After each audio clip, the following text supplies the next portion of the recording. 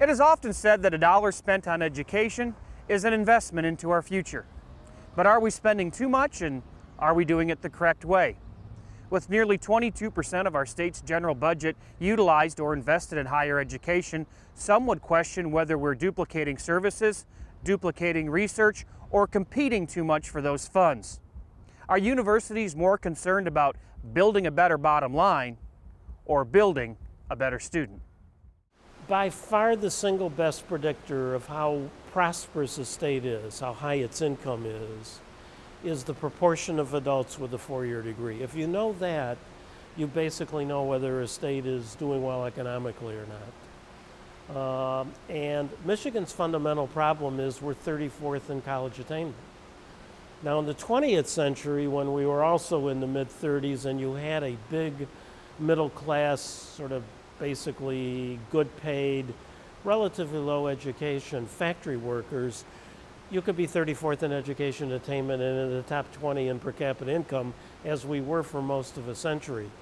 That economy is gone forever, and we're learning that lesson pretty hard here in Michigan. We've fallen from 18th in 2000 in per capita income to 37th.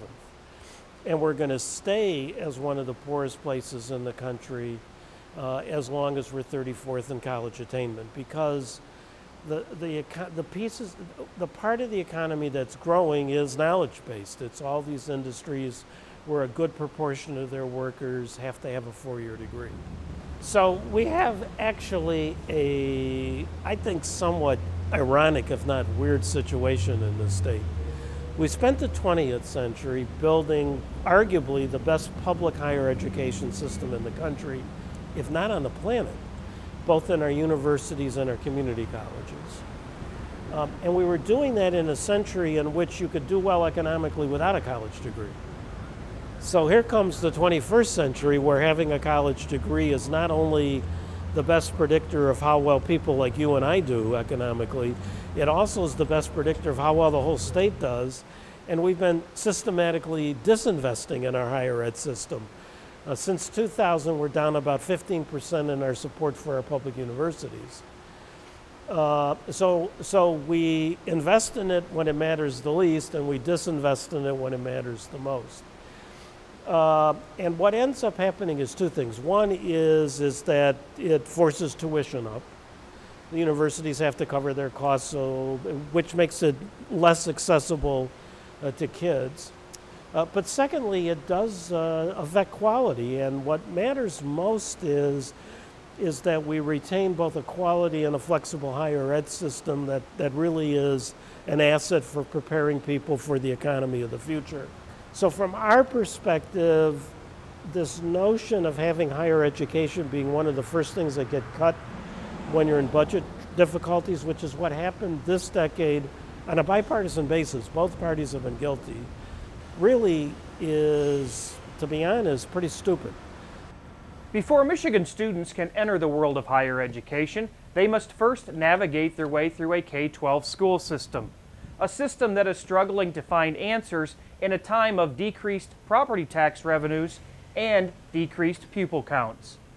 My opinion is, I got into education because I love the children, and so for me to say, what can we do in education to reduce, for me to say, let's reduce programs, I can't do that. And so I feel that we all need to take a bite of this. So if there's cuts to be made, it needs to be across the board, least impacting the children.